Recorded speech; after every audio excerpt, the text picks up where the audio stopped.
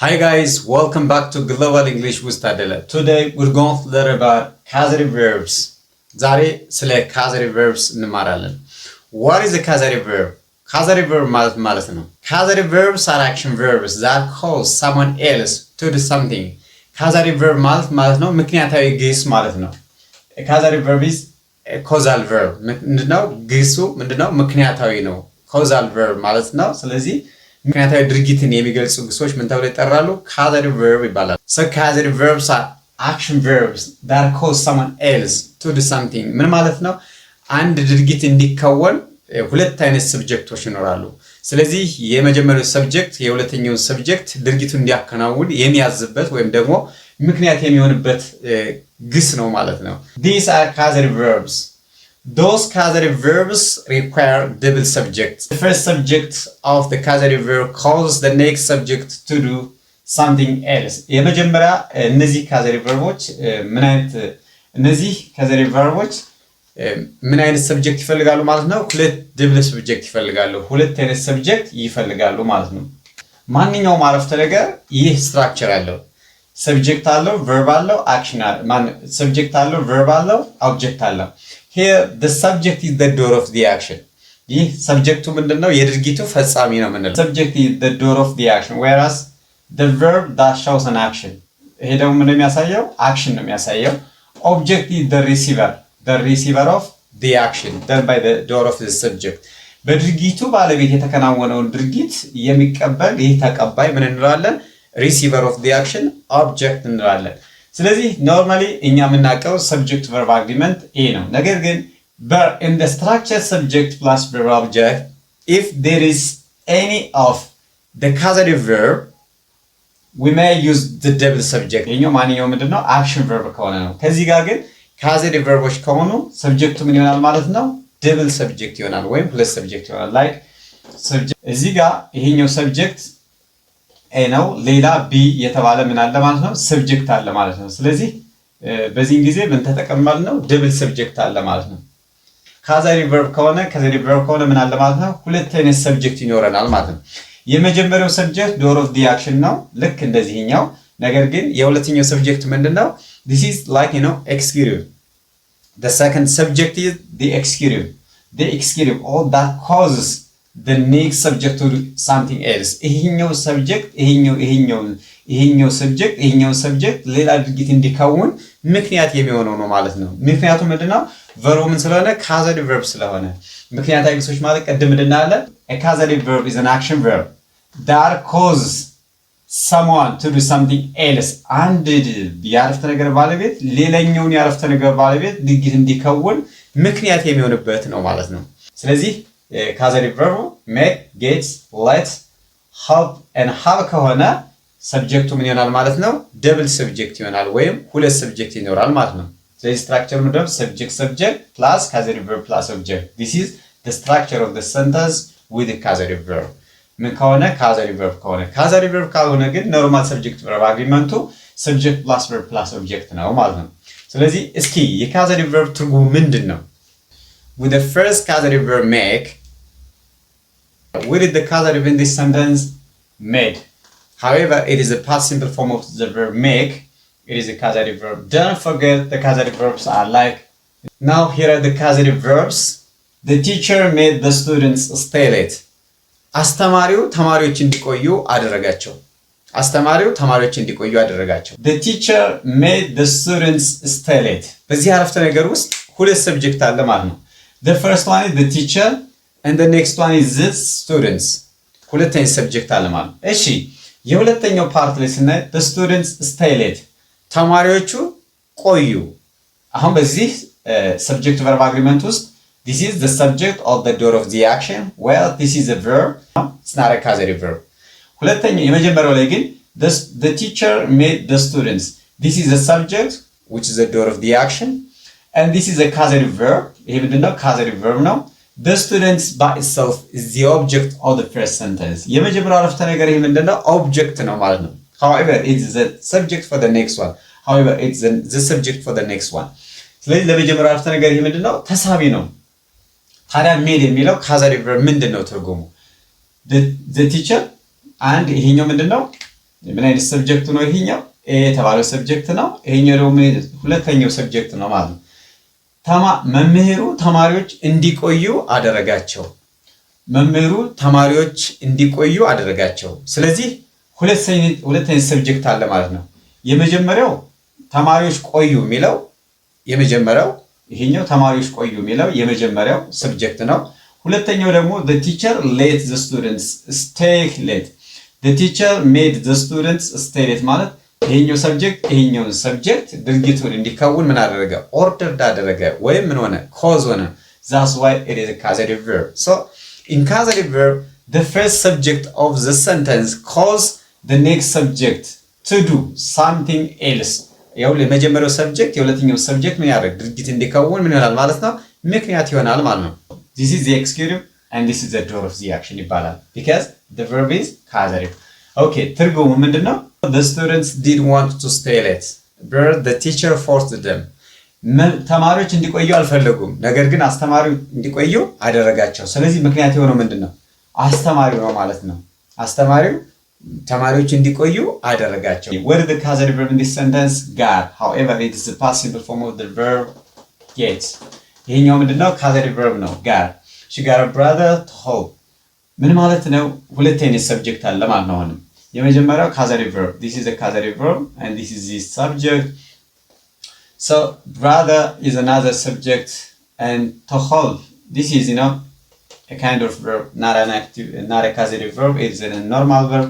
ሁለተኛው verb ነው። ስለዚህ እዚህኛው ሰብጀክት አለ፣ ሰብጀክት verb አለ፣ ከዚህኛው ደግሞ ሰብጀክት verb አለ። so ሁለት አይነት ሰብጀክት አለ ማለት ነው። የትኛው ሰብጀክት? this is the subject A and this is the subject B. ሁለት አይነት ሰብጀክት አለ ማለት ነው። ታዲያ ምንድነው ሁለት አይነት ሰብጀክት ያለው? ምን ስለሆነ? causative verb ስላለ ብለናል። she got her brother to help ምን ማለት ነው? ወንድሟ እንዲረዳት አሳመነችው። persuaded, she persuaded him to help her. ስለዚህ persuaded ማለት ነው አሳመነችው ማለት ነው።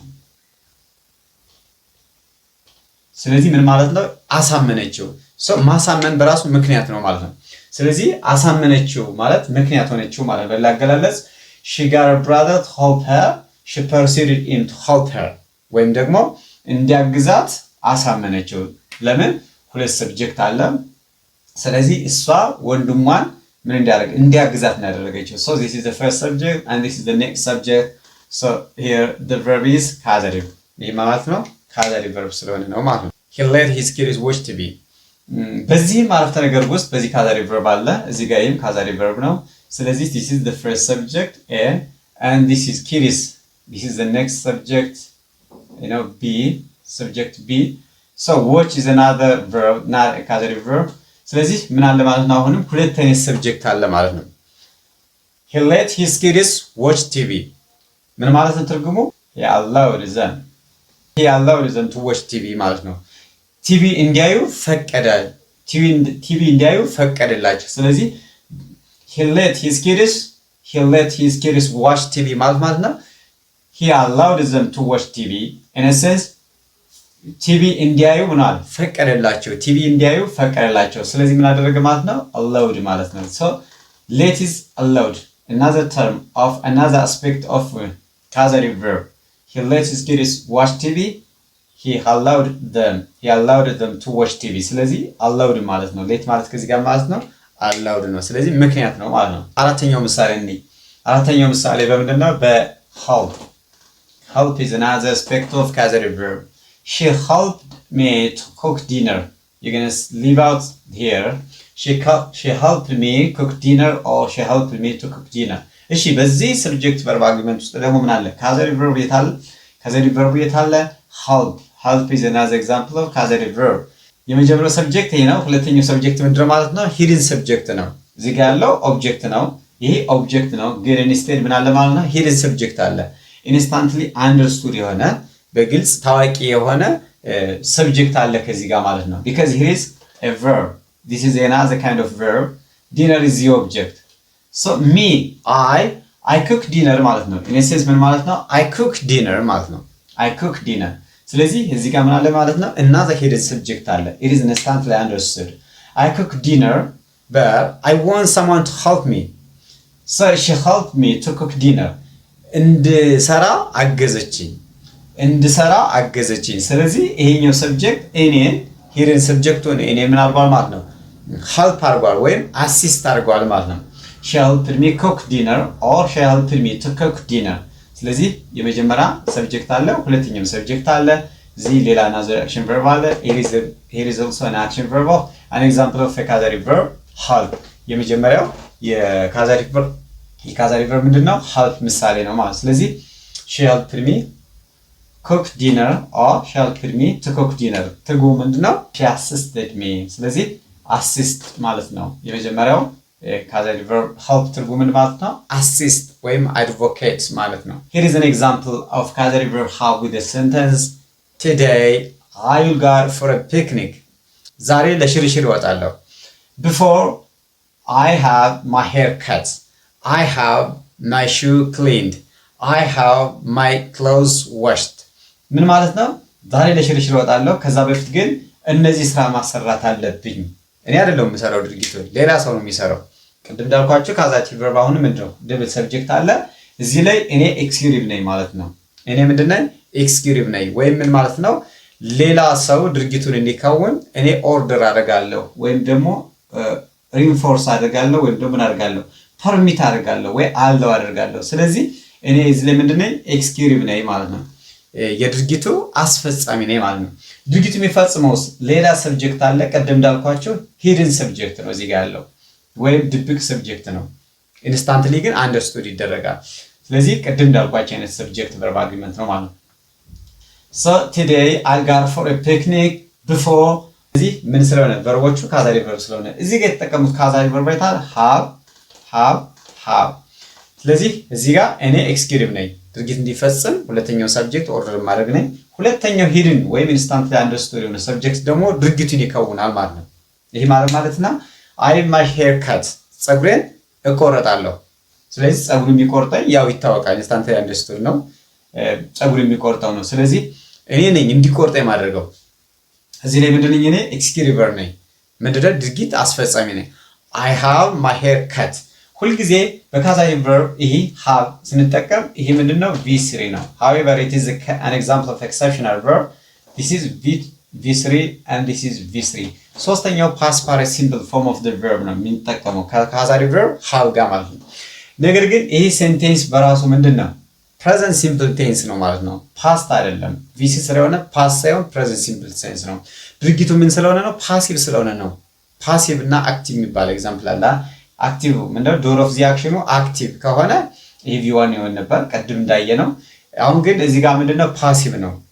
ማን ፀጉሬ አስቆርጣለሁ ማለት የሆነ ሰው ነው ፀጉሬን የሚቆርጠው። ስለዚህ I have my hair cut ፀጉሬን አስቆርጣለሁ ወይም ፀጉሬን እሰራለሁ። I have my shoes cleaned ጫማዬን አስቀባለሁ። I have my clothes washed ልብሴን አሳጥባለሁ። ስለዚህ ማን ኤክስኪዩቲቭ ማን ነው እኔ ነኝ ማለት። ሁለተኛው ሂድን ሰብጀክቱ ደግሞ ኢንስታንትሊ አንደርስቱድ የሆነው ድርጊቱን ይከውናል ማለት ነው። በምን በካዛቲቭ verb have መሰረት ማለት። ስለዚህ ሶስተኛው ይሄ ምንድነው ይሄ verb ምንድነው past participle ማለት ሶስተኛው ግስ ስለሆነ ድርጊቱ አልፏል ማለት አይደለም። I have my hair cut ፀጉሬን እቆረጣለሁ። አስቆርጫለሁ አላልኩም። አስቆርጬ ነበርም አላልኩም። እቆረጣለሁ ገና ነው ፕሬዘንት ነው። I have my shoes cleaned ጫማዬን አሳጥባለሁ ወይም ጫማዬን አስቀባለሁ። ይሄም ኃላፊ አይደለም አስቀባለሁ ፓሲቭ ስለሆነ ነው እንጂ አሁን ነው ፕሬዘንት ታይም ነው። I have my clothes washed ልብሴን አሳጥባለሁ ልብሴን አጥባለሁ ማለት ነው። ያው እኔ ስለማላጥበው ነው እንጂ ልብሴን አጥባለሁ ካልኩ ፕሬዘንት ሲምፕል ቴንስ ነው። ልብሴን አሳጥባለሁ ማለት ደግሞ ምንድነው present simple tense ነው ማለት ነው። ምን ስለሆነ ልዩነቱ ፓሲቭ እና አክቲቭ ስለሆነ ነው። ስለዚህ እስኪ በመጀመሪያው ምሳሌ እኔ I wash my clothes this is the subject of the sentence wash this is verb 1 or which is present simple my clothes this is the object. So in this sentence the verb is present simple or it is an infinitive verb. So it is an example of an infinitive verb. ይሄ ምንድነው subject verb plus 1 ማለት subject verb 1 plus object ምን ማለት ነው present simple tense ነው ማለት ነው። የpresent simple tense structure ነው ያለው። ስለዚህ ቴንሱ ምንድነው present simple tense ነው። because a present simple tense structure has subject plus verb 1 or which is infinitive plus object. So this is the structure for the present simple tense. ይህ ማለት ነው I wash my clothes ልብሴን አጥባለሁ። አሁን አጥቤያለሁ አይደለም I washed my clothes ከሆነ አጥቤ ነበር ማለት ነው። አሁን ግን present simple tense ነው I wash my clothes ነው like habitual action ነው። እሺ ሁለተኛው ደግሞ እዚህ ላይ ታዲያ I wash my clothes ማለት ማን ነው ልብስ የሚያጥበው? እኔ ነኝ። I am the door of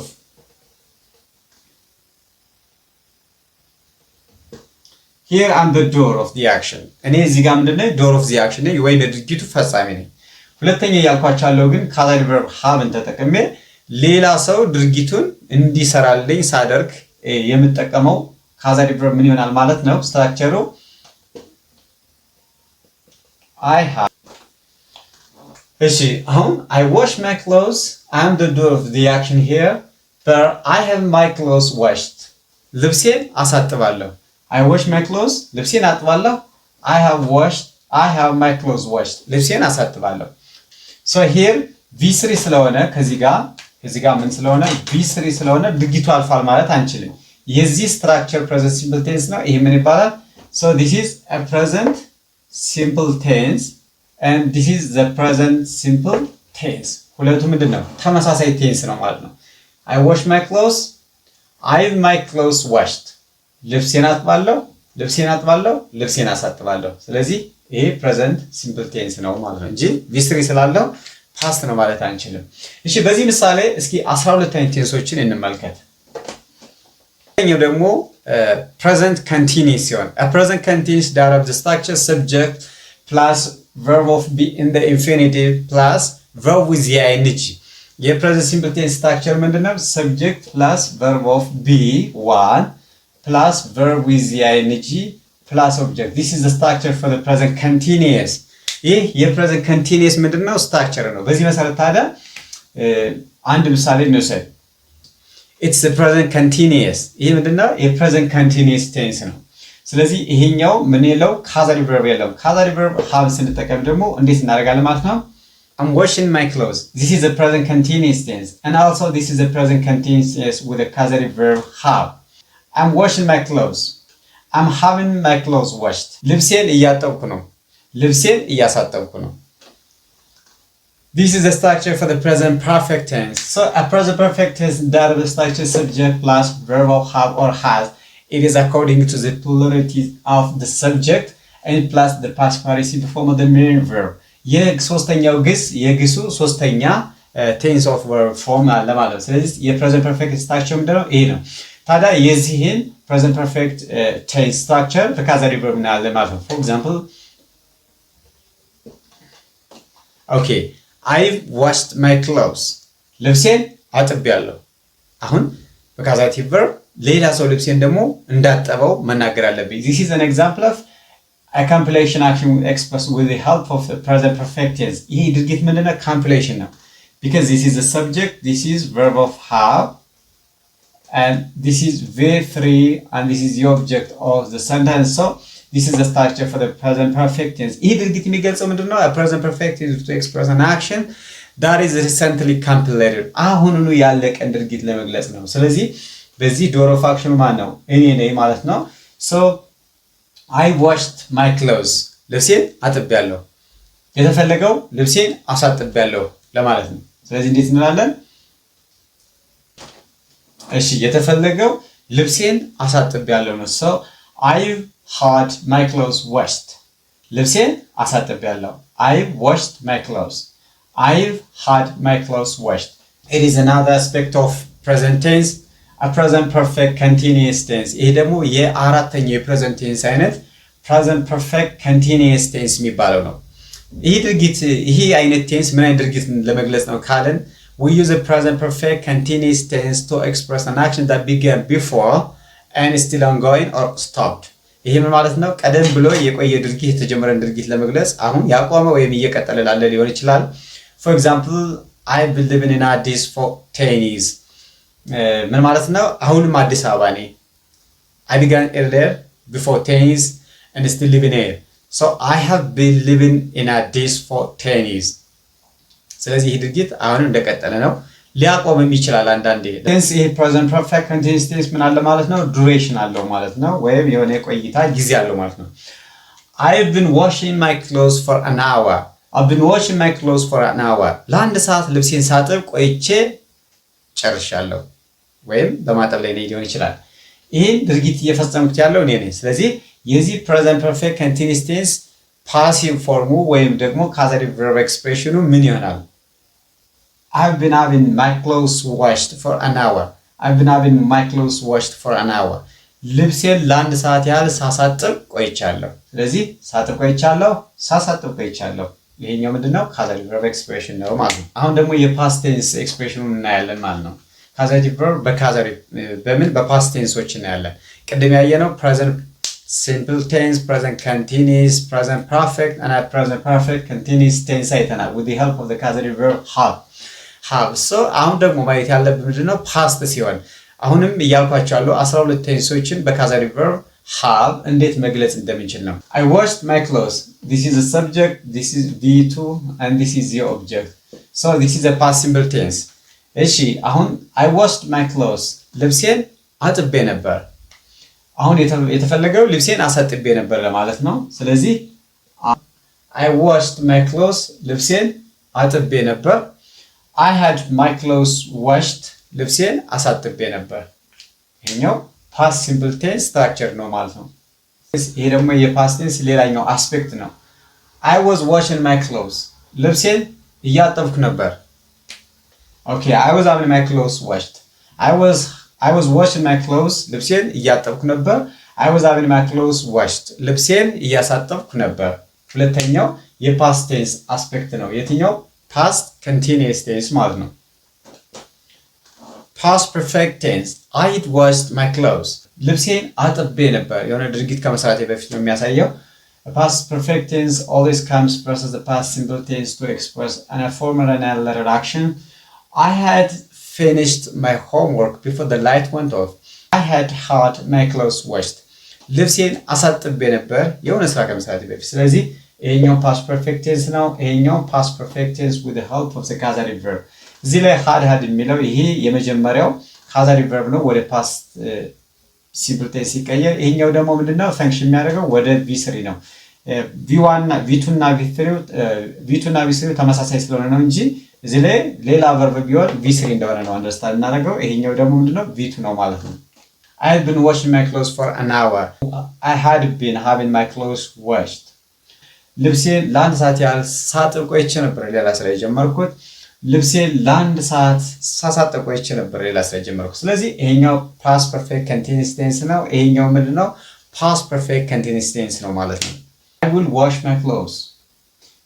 ይሄ ደግሞ ምንድነው? ሌላኛው የfuture tense አስፔክት ነው። አሁን ደግሞ የfuture tense ለመሆኑ will የሚል verb እንጠቀማለን ማለት ነው። ስለዚህ future tense ምንድነው የሚገልጸው?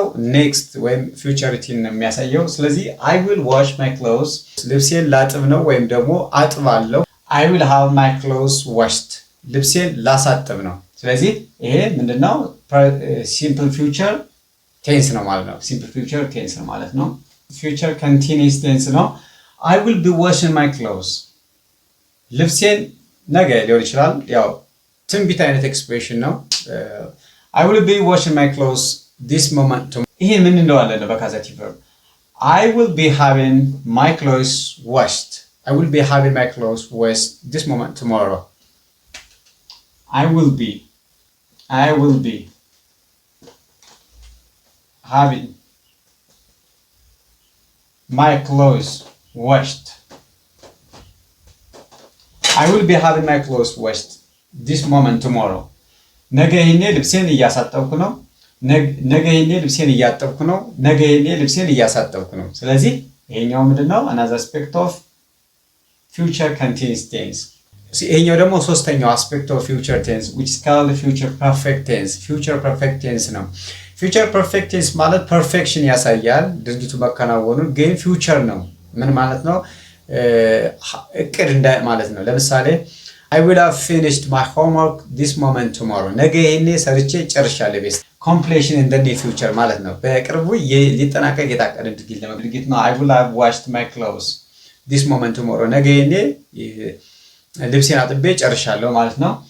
I will have my clothes washed this moment tomorrow ነገ ይሄኔ ልብሴን አሳጥቤ ጨርሻለሁ። Okay, this is the last aspect of the future tense which is called ደግሞ future perfect continuous tense ነው። ልክ እንደ present perfect continuous tense ይሆንና ግን ይሄ ምንድነው የሚያሳየው futurity ያሳያል። At the moment of this time next day. A future perfect continuous tense used to express an action that will be ongoing in the near future but stopped or ongoing at the moment of this time. ልክ ይሄኔ እየተከናወነ ያለ ቢመስል ነገር ግን ቀጣይ ነው። ነገ ይሄኔ for example I will have been washing my clothes this moment tomorrow. ነገ ይሄኔ ልብሴን በማጠብ ላይ ቆይቼ ጨርሳለሁ ወይም ደግሞ ነገ በዚህ ሰዓት ልብሴን በማሳጠብ ላይ ነኝ ለማለት አይነት ነው። ስለዚህ ካዛቲቭ ቨርብ ደግሞ ምን ይሆናል ማለት ነው? I will have been having my clothes washed. I will have my clothes washed this moment tomorrow. ነገ በዚህ ሰዓት ልብሴን በማሳጠብ ላይ ቆይቼ ጨርሻለሁ ወይም በማሳጠብ ላይ ነኝ ለማለት ነው። 12 አይነት ቴንሶችን በካዛቲቭ ቨርብ እንዴት መግለጽ እንደምንችል ነበር ያሳየዋል። 12 አይነት ቴንሶች ማለት 12 አይነት አይዲያን ኤክስፕረስ የሚያደርጉ ነው። for example I wash my clothes ልብሴን አጥባለሁ። I have my clothes washed ልብሴን አሳጥባለሁ። እንደዚህ አይነት የፈጻሚና አስፈጻሚ ድርጊትን ለመግለጽ ነው። ይህ ካዛቲቭ ቨርብን በ12 ቴንሶች እያስገባን ያየነው ማለት ነው። Okay, that is all about the causative verbs and their usage in English. Do not forget to subscribe to this channel in order to get the upcoming lessons.